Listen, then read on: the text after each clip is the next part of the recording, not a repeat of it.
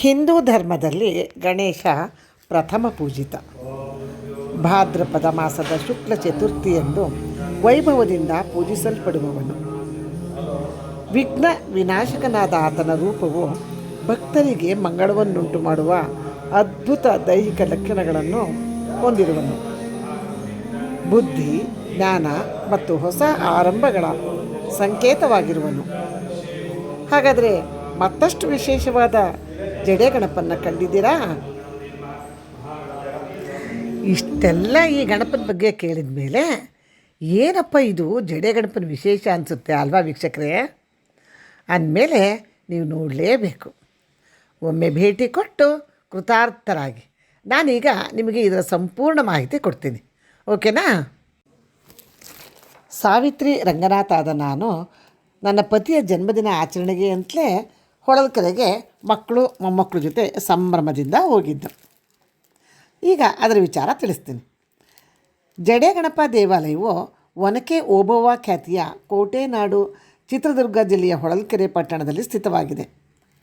ಬಂಗಾರದ ಬಣ್ಣದಿಂದ 2 ಆನೆಗಳು ಭಕ್ತರನ್ನು ಸ್ವಾಗತಿಸುವ ದೇವಾಲಯ ನಯನ ಮನೋಹರವಾಗಿದೆ. ಇದು ಧಾರ್ಮಿಕವಾಗಿ, ಐತಿಹಾಸಿಕವಾಗಿ, ಪೌರಾಣಿಕವಾಗಿ ಮಹತ್ವವನ್ನು ಪಡೆದಿದೆ.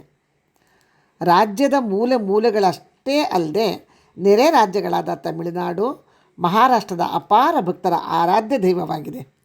ಅದಕ್ಕೆ ಕಾರಣವಾದ ಅಚ್ಚರಿಯ ಸಂಗತಿಗಳನ್ನು ಅಲ್ಲಿನ ಧರ್ಮಾಧಿಕಾರಿಗಳ ಹೇಳಿಕೆಯಂತೆ ನಿಮಗೆ ತಿಳಿಸ್ತೀನಿ.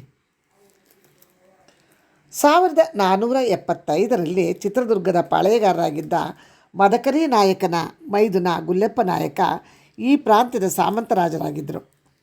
ಅವರು ಈ ಗಣಪನನ್ನು ಬಯಲಿನಲ್ಲಿ ಪ್ರತಿಷ್ಠಾಪಿಸಿದರು. ಆದ್ದರಿಂದ ಇದು ಬಯಲು ಗಣಪತಿ ಎಂದೇ ಹೆಸರಾಗಿತ್ತು. ಪ್ರತಿಷ್ಠಾಪನೆ ಮಾಡಿದಾಗ ಈ ಗಣಪತಿ 4 ಅಡಿ ಎತ್ತರ ಇದ್ದದ್ದು ನಂತರ ಬೆಳೀತಾ ಈಗ 12.5 ಅಡಿ ಎತ್ತರವಿದೆ. ಹಾಗಾಗಿ ಗಣಪತಿ ಬೆಳೆಯದಂತೆ ದಿಗ್ಬಂಧನ ಮಾಡಿ ಬಯಲಿನ ಮೂರ್ತಿಗೆ 1985ರಲ್ಲಿ ದೇವಾಲಯ ನಿರ್ಮಿಸಿದರಂತೆ.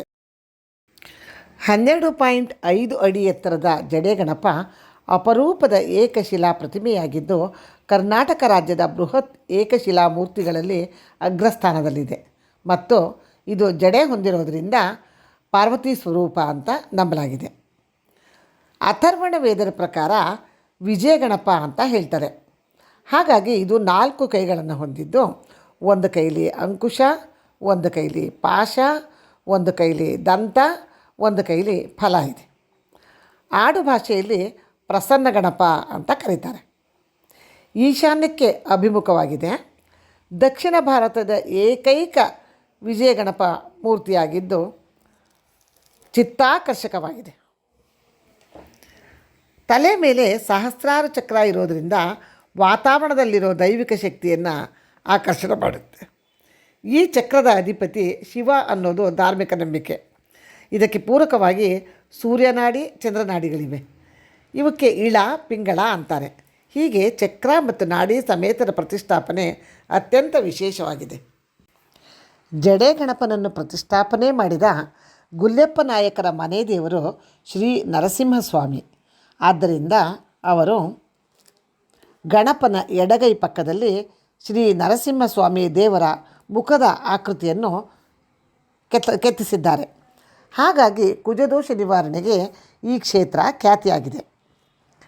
ಗಣಪತಿಗೆ ಹಿಂದೆ ಅಂದರೆ ಬೆನ್ನಿಗೆ ತುಪ್ಪ ಸವರಿದರೆ ಬೆಣ್ಣೆಯಾಗುತ್ತೆ.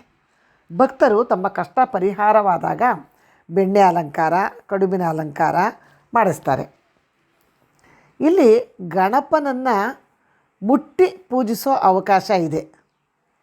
ಮತ್ತು ಗಣಪನ ಹಿಂಭಾಗದಲ್ಲಿ ಮೇಲೆ ಹತ್ತಿ ಅದಕ್ಕೆ ಕಡುಬಿನ ಹಾರ ಮತ್ತು ಹೂವಿನ ಹಾರವನ್ನು ಭಕ್ತರು ಹಾಕೋದಕ್ಕೆ ಅವಕಾಶ ಕೊಡ್ತಾರೆ. ಇದರಿಂದ ಭಕ್ತರಿಗೆ ತುಂಬ ಖುಷಿಯಾಗುತ್ತೆ. ನಮ್ಮ ಮಕ್ಕಳು ಮೊಮ್ಮಕ್ಕಳಂತೂ ಖುಷಿಗೆ ಕುಣಿದಾಡಿಬಿಟ್ರು. ಇದಲ್ಲದೆ ಇಲ್ಲಿ ಬೆಣ್ಣೆ ಅಲಂಕಾರ ಕೂಡ ಬಹಳ ಶ್ರೇಷ್ಠ ಅಂತಾರೆ. ಸಂಪೂರ್ಣವಾಗಿ ಬೆಣ್ಣೆಯಿಂದ ಗಣಪನನ್ನು ಅಲಂಕರಿಸೋಕೆ 80ರಿಂದ 90 kg ಬೆಣ್ಣೆ ಬೇಕು. ಇದಲ್ಲದೆ ಕುಂಕುಮ ಮತ್ತು ಬೆಳ್ಳಿ ಆಭರಣಗಳಿಂದಲೂ ಅಲಂಕರಿಸೋ ಸಂಪ್ರದಾಯ ಇದೆ. ಜಡೆಯಿಂದ ಮಹಿಳೆಯರಿಗೆ ಅಚ್ಚುಮೆಚ್ಚಿನ ಗಣಪನಾಗಿದ್ದಾನೆ. ಹಾಗಾಗಿ ಹರಕೆ ತೀರ್ಸೋಕ್ಕೆ ಮಹಿಳೆಯರು ಜಡೆಗೆ ತುಪ್ಪ ಲೇಪಿಸ್ತಾರಂತೆ. ಈ ಗಣಪನ ಮಳೆ ಗಣಪ ಅಂತಾರೆ. ಯಾಕಂದರೆ ಚಿತ್ರದುರ್ಗ ಬಯಲು ಸೀಮೆಯಾಗಿದ್ದು ಸಕಾಲಕ್ಕೆ ಮಳೆ ಕಡಿಮೆ. ಹಾಗಾಗಿ ಅಂತಹ ಸಂದರ್ಭದಲ್ಲಿ ಮಹಿಳೆಯರು 101 ಬಿಂದಿಗೆ ನೀರಿನ ಅಭಿಷೇಕ ಮಾಡಿ ಮಳೆ ಪಡೆದಿರುವ ದಾಖಲೆಗಳಿವೆಯಂತೆ. ಸಂಕಷ್ಟಿ ಎಂದು 5,000 ಜನ ಭಕ್ತರು ಗಣಪನ ದರ್ಶನ ಪಡೆಯುವರಂತೆ. ಹಾಗಾಗಿ ಭಕ್ತರಿಗೆ ಉಳಿಯಲು ಲಾಡ್ಜ್ಗಳ ವ್ಯವಸ್ಥೆ ಕೂಡ ಇದೆ. ಚಿತ್ರದುರ್ಗದಿಂದ ಕೇವಲ 30 ಕಿಲೋಮೀಟರ್ ದೂರ, ಶಿವಮೊಗ್ಗ ಮತ್ತು ಚಿತ್ರದುರ್ಗದ ಮಧ್ಯಭಾಗದಲ್ಲಿದೆ. NH13ನಲ್ಲಿದೆ. ಸಾರಿಗೆ ಸಂಪರ್ಕ ಅತ್ಯುತ್ತಮವಾಗಿದೆ.